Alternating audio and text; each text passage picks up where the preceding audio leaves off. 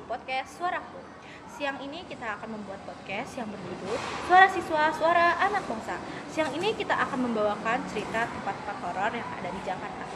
Sebelum kita mulai ke ceritanya, kita perkenalkan diri terlebih dahulu. Perkenalkan, nama saya Farah Maulida. Perkenalkan, nama saya Bahira Wida. Perkenalkan, nama saya Syarifalia. Kami dari Suara Siswa, Suara Anak Bangsa. Punya cerita horor yang pernah lo alamin gak? Pernah sih, Apa? cuman apa? Aku pernah dengar suara anak kecil kembar, yaitu di rumah aku. Pas Gimana? siang hari.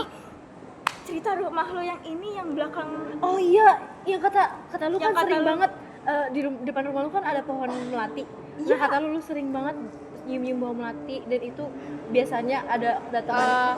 Itu bukan di depannya, di belakang. Sampingnya? Di belakang. Depan juga ada kan? Di depan nggak pernah nyium, yang sering nyium di belakang. Tapi pohonnya di depan kan? Iya, tapi ini parfumnya itu Parfum. wangi-wangi itu kayak seperti parfum anak laki itu, bukan yang Morris. Iya. Iya, itu. Buat merek. Yang kayak parfum yang kayak cowok yang pakai Morris mahal-mahal itu. Itu wanginya persis banget. Tapi pas dicari nggak ada.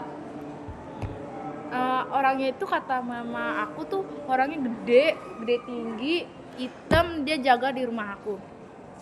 Sampai sekarang. Yang kata siluman itu, yang lo pernah cerita ke gue, yang Oh iya. siluman apa gitu? Siluman biawak, siluman apa gitu? Buaya. Iya. Yang kalau banjir. Itu TM. Ular. Ular. Yang kata pernah lo ceritain katanya kalau Ya, banjir pokoknya kan suka, ini suka ada rumah ular di lu. situ tiba-tiba. Terus sampingnya tuh sampai belakang tuh kata lu ada kayak Suka tiba-tiba. siluman gitu. Iya, suka tiba-tiba ada ular kan? Oh iya. Itu nggak tahu itu kayak kerjaan orang atau gimana. Tapi diganggu nggak? Nggak diganggu, udah sampai sekarang nggak diganggu karena udah ada cowok yang tinggi gelap, nggak pernah itu. Kalau munculnya itu pas jam 8-an, abis kalau kayak saya aku habis makan, kan habis makan tuh kayak buang makanannya ke belakang kan, tuh dia ngeluarin aroma badan dia. Terus ada Gue ada cerita kan gua waktu itu rumah gue di samping kuburan. Pokoknya rumah gue tuh kayak ngeliling kuburan tapi nggak ngeliling kuburan, gimana sih, pokoknya di samping kuburan gitulah. Nah, di suatu hari gua disuruh sama bapak gua untuk ke ke warung. Nah, ya udah tuh maghrib itu pas banget lagi jam maghrib, gua disuruh ke warung. Gua ngantri tuh soalnya ada pembeli yang lain. Gua ngantri sambil gua ngeliat ke depan depan kuburan, soalnya kan ada depan gitu warungnya, mau depan kuburan kan. Terus mulu ya.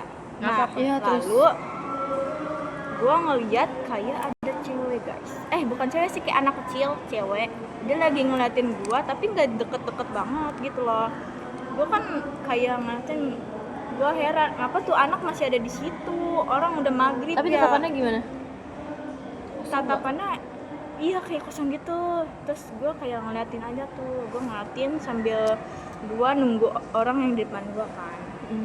Nah, abis gue beli tuh anak kecil udah nggak ada. Nah, rumah gue kan kayak masuk gang lagi kan, Ra, yang itu. iya. Nah, di situ ada pohon belimbing kalau nggak salah. Pas gue mau masuk ke gang, pohon belimbing kan ada di samping gangnya gitu. Nah, di situ lo tahu ada siapa? Pocong. Deket-deketan banget nih gua nih. Terus ini pohon belimbingnya dia udah lagi dari atas. Gue langsung kayak gini, gue langsung lari ke rumah gua. Serem guys. Takut banget loh. Terus ini kejadian yang kakak gua alamin waktu rumah gua masih di samping kuburan juga. Kan baru banget pindahan. Nah, terus emak gua tidur di depan, emak gua tidur di depan, kok bapak gua sih, kakak gua tidur di belakang kan. Nah, kakak gua malam-malam kan otomatis begadang ya, namanya juga anak muda ya, begadang. Terus dia ngeliat kakak gua ngeliat emak gua lagi jalan arah mau ke kamar mandi. Nah terus ya udah dong, kakak gua panggil 3 kali kok nggak nyaut. Akhirnya kakak gua apa sih namanya, samperin kan, kakak gue samperin, ternyata nggak ada. Pas dia lihat emak gue udah tidur pules banget. Sampai sekarang nggak tahu siapa. Kata emak gue itu penunggu yang lagi apa namanya, berkenalan di lingkungan. Gue juga pernah ngalamin cerita horor yang dialami nenek gue.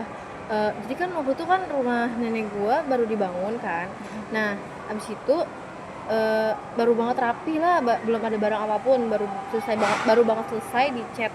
Nah subuh nenek gue mau sholat subuh di atas yang baru dirapihin di kamar.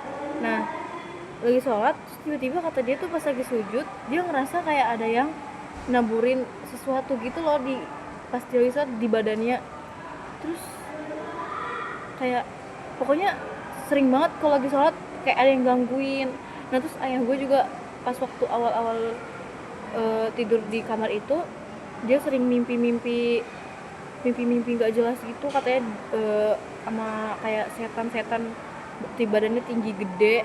Terus dia juga sering tiba-tiba kayak lagi tidur tiba-tiba marah-marah. Anjir serem. Iya kan, pokoknya pas baru banget selesai rumahnya dibangun sering banget mimpi aneh-aneh. Nah itu yang paling intinya tuh pas lagi mimpi gue sholat, dia lagi sujud tiba-tiba ditaburin, nggak tahu ditaburin apa, tiba-tiba kayak ada yang naburin. Iya kan, baru banget selesai tahu itu baru banget selesai. Kalau itu di rumah aku nggak pernah dikasih apa-apa dan didiemin aja. Dia Itu bukan nenek gue yang naburin, tapi kayak dia lagi sholat tapi kayak ada yang naburin gitu loh sendirian subuh. Jadi tuh kayak nggak tahu siapa, pokoknya di atas tuh masih sepi, jadi dia nyoba buat sholat di situ biar bersih lah intinya, karena belum rapi. Ternyata dia malah digangguin. Jadi pas lagi sholat tuh sujud, katanya dia kayak ada yang naburin di badannya, nggak tahu naburin apa.